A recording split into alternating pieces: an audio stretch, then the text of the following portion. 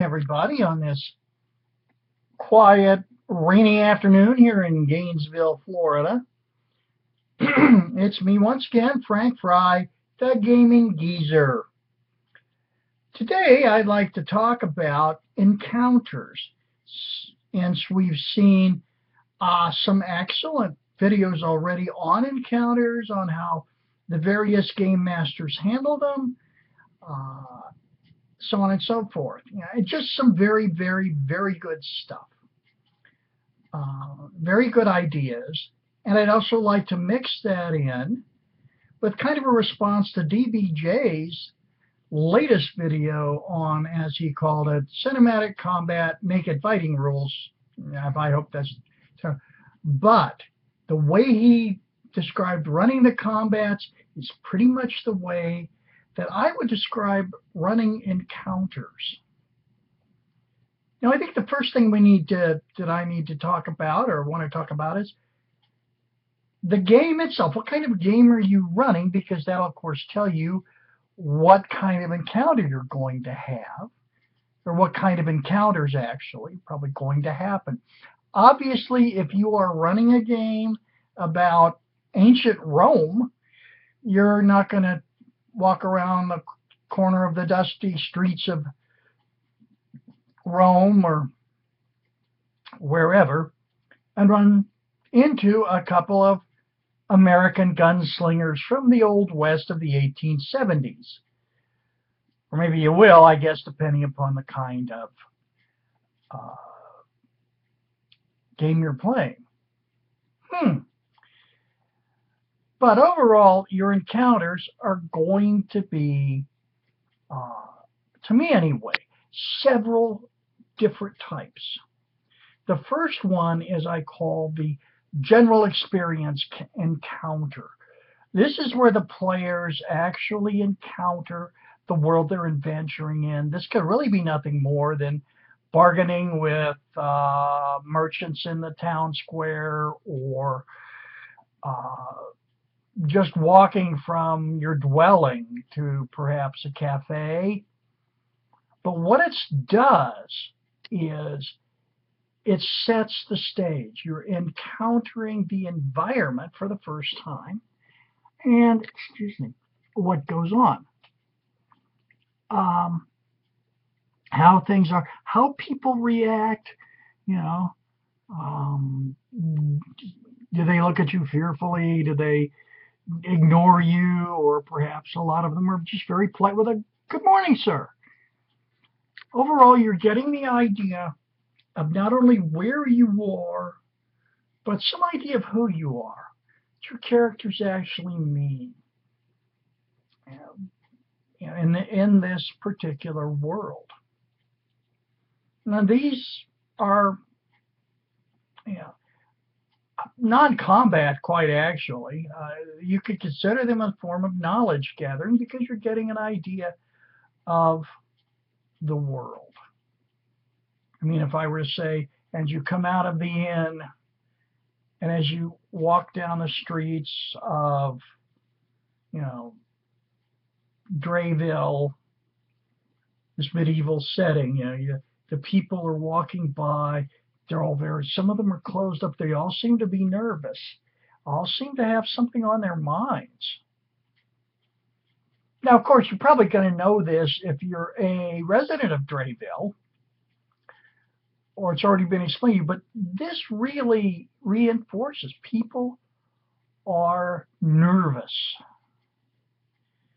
Perhaps they look at you furtively with this kind of, okay, who are these guys type look. But either way, you are getting a sense of what's it like here? What's going on here?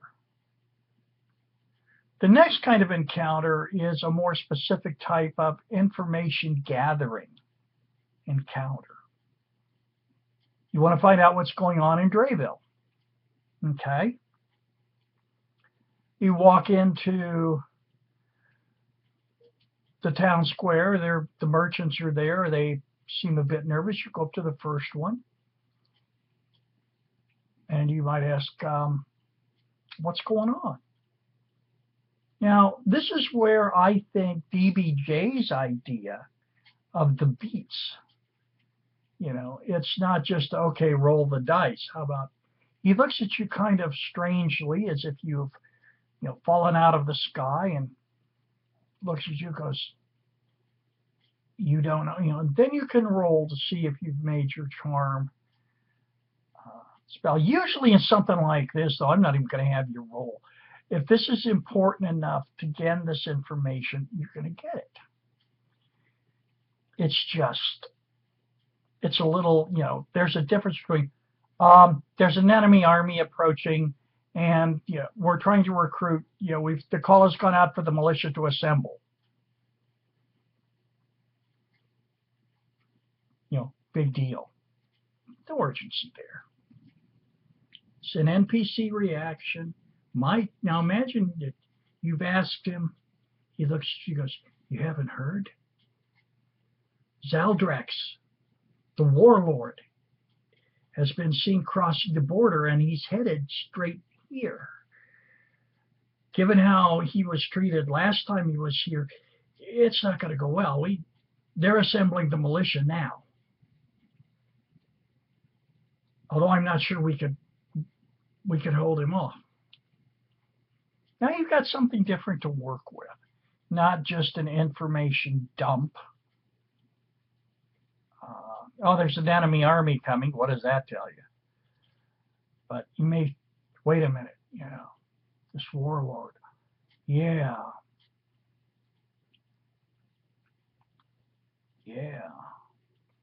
This specific one may be one that you've got a history with. So you can, at this point, you can make decisions. You can either go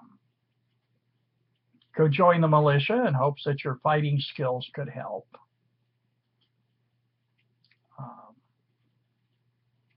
You could be deciding,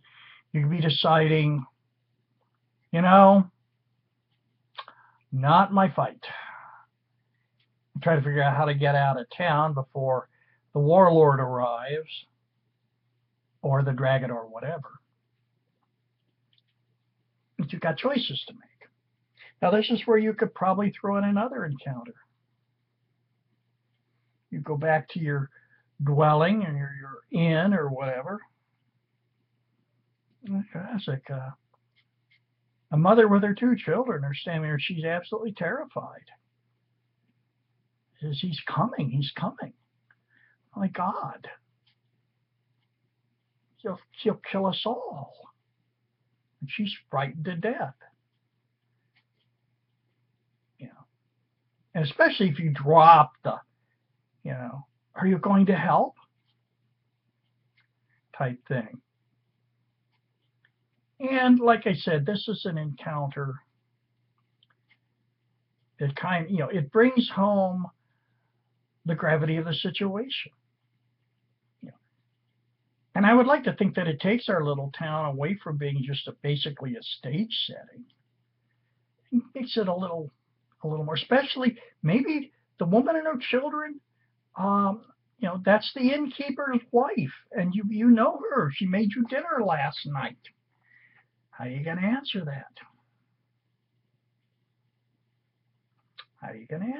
That's very important. So, encounters to me are not just, let's go out there and get some XP. Now, I have seen, and of course I do have both the Player's Handbook and the Monster Manual for 5th edition, Dungeons & Dragons.